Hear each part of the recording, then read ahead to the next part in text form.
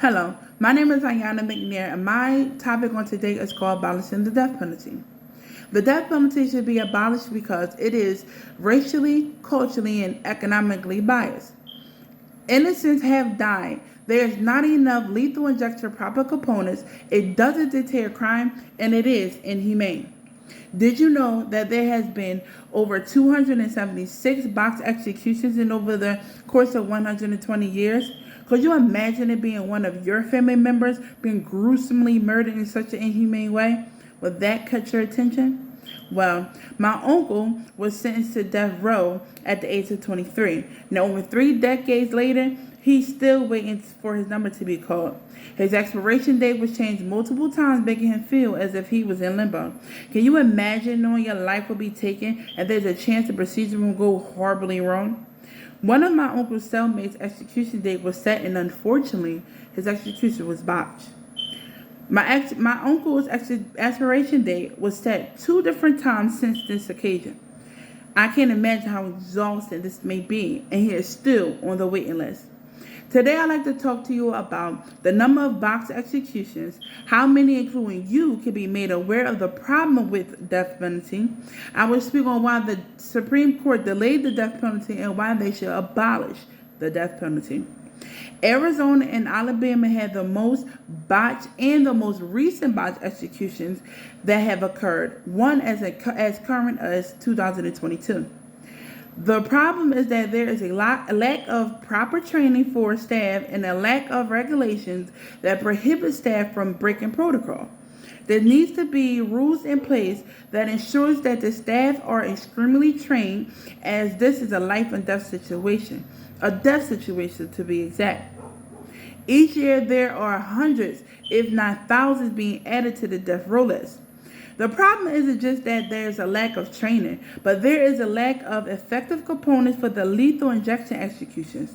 Lethal injection is supposed to be the most painless execution out of them all, but instead has been the most botched executions because there is a huge shortage of proper components.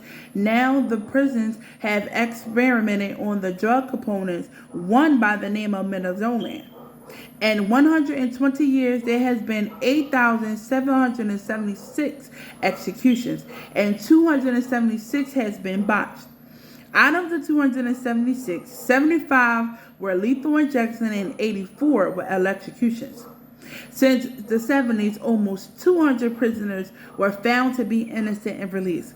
Following deeper dive into their case, over 100 people who were already executed was deemed innocent. In 1972, the Supreme Court decided to pause and further delay the death penalty due to concerns about there being personal reasoning behind the sentence submissions. However, 4 years later, the delay has ended due to there being over 50% of Americans who their constitutional right was supporting the capital punishment.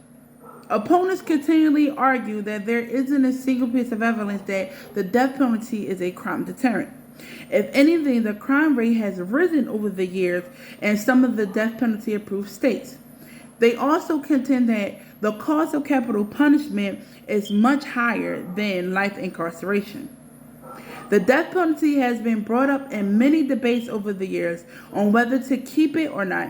Many Americans have accepted the capital punishment with open arms, and some have not. Fighting to abolish capital punishment has been a century-long matter. Capital punishment has been put in place long ago for those who have committed aggravated offenses. Within our society, the death penalty has been connected with several symbols. An eye for an eye is one symbol that has been the illustration of the death penalty, which one of the original ideas behind capital punishment was an eye for an eye. One would say the punishment fits the crime, but times have changed. Many innocents have been a victim of the death penalty. The death penalty has been racially, economically, and culturally biased over the years. In America, there is only 13% of African Americans, but only 50% of the U.S. death row residents are African American. The ACLU also mentioned that many of the prisoners that are on death row were diagnosed with mental illness and that there should be a deeper dive into their sentencing. There are many minorities considered for the death penalty. For a proper justification for keeping the death penalty legalized, there should be an intense investigation within each case without prejudice to determine if one should be executed. There should be proper training and protocols in place to prevent the box executions. However, none of these ideas seem to be in reach or even happening anytime soon. As you have been made aware of the significant dangers about box executions and people being on the dangers of being on death row, bring in mind to see how the lack of training and proper medication plays a role in the box executions. The only way to stop box executions from happening again is to abolish the death penalty.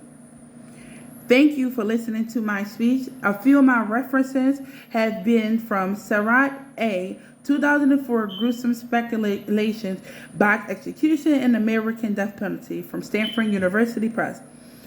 Another is Fan M. 2015, The Supply Side Effect on Lethal Injection and the Rise of Execution, Cambridge University Press. And last but not least, Lepez G. 2015, How a Shortage of Lethal Injection Drugs Put the Death Penalty Before the Supreme Court Involved. Thank you.